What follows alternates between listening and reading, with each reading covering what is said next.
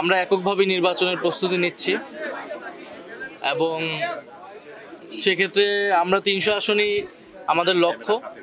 তবে যারা ফ্যাসিবাদ বিরোধী এবং গণতন্ত্র প্রতিষ্ঠার লড়াইয়ে অগ্রণী ভূমিকা পালন করেছেন, সেটা খালেদা জিয়ার কথা আমাদের নাসিরউদ্দিন পাটোয়ারি বলেছেন।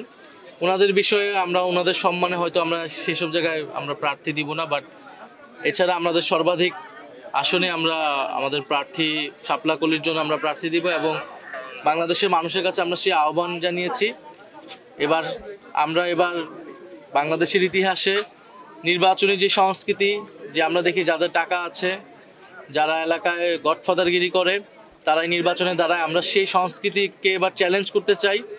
বরং এলাকার যে গ্রহণযোগ্য মানুষ, সাধারণ মানুষের পাশে যাকে পাওয়া যায়, একজন সাধারণ খেটে খাওয়া মানুষ থেকে শুরু করে এলাকার যারা শিক্ষক রয়েছেন, ইমাম রয়েছেন, গ্রহণযোগ্য সামাজিক নেতৃত্ব রয়েছেন, তাদেরকে আমরা জনপ্রতিনিধি হিসেবে সংসদে দেখতে চাই। তো আমরা সেই উদ্দেশ্যে কাজ করছি। আর সমঝোতা বা জোট বা এটা আমরা বলেছি, এটা অবশ্যই একটা রাজনৈতিক বা আদর্শিক জায়গা থেকে হতে পারে।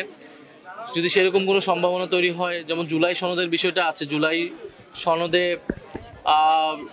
এই আমাদের যে সংস্কারের দাবিগুলো আছে, এই দাবিগুলোর সাথে যদি কোনো দল ঐক্যবদ্ধ বা সংহতি প্রকাশ করে, সেক্ষেত্রে আমরা জোটের বিষয়টা হয়তো বিবেচনা করব। বাট আমরা এখন পর্যন্ত এককভাবেই আগাচ্ছি।